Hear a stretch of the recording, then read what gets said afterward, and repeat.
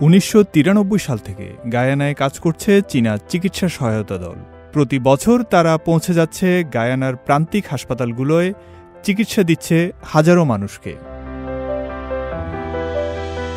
সম্প্রতি ৬৫ বছর বয়সী লিওনেল আলেকজান্ডার চিনিয়ান চোখের সমস্যার চিকিৎসা নিতে যান রাজধানী জর্জ টাউন পাবলিক হাসপাতালে।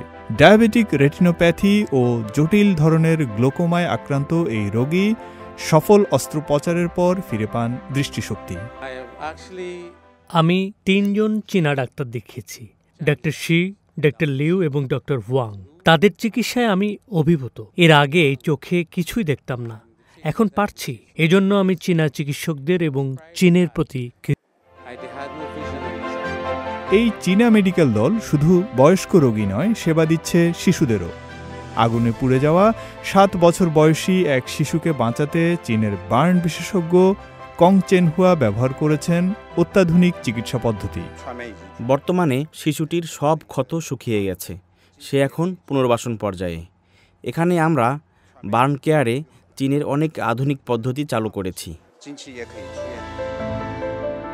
গায়ানার প্রায় ৮ লাখ মানুষের জন্য রয়েছে সীমিত চিকিৎসা সম্পদ।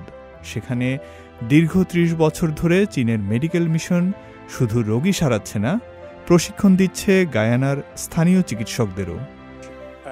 একটি প্রবাদ আছে, কাউকে মাছ দিলে সে একদিন খায়, আর মাছ ধরতে শিখিয়ে দিলে সারা জীবন। চীনারা আমাদের চিকিৎসক ও নার্সদের শেখাচ্ছেন, যা ভবিষ্যতের জন্য বিশাল সম্পদ। গত বছর সেপ্টেম্বর থেকে ২০তম চীনা মেডিকেল দল গায়ানায় প্রায় ৭,০০০ রোগীকে চিকিৎসা দিয়েছে। ৬০শোরও বেশি অস্ত্রোপচার করেছে এবং শতাধিক সংকটাপন্ন রোগীর জীবন বাঁচিয়েছে। সম্প্রতি তারা গিয়েছিল গায়ানার গভীর অরণ্যে। আদিবাসীদের জন্য আয়োজন করেছিল একদম বিনামূল্যে মেডিকেল ক্যাম্প। একটি দেশের স্বাস্থ্যসেবাকে সহমর্মিতা, দক্ষতা ও নতুন প্রযুক্তি দিয়ে কিভাবে বদলে দেওয়া যায়, গায়ানায় চীনা চিকিৎসক দলের কাজ যেন সেটারই এক অনন্য উদাহরণ।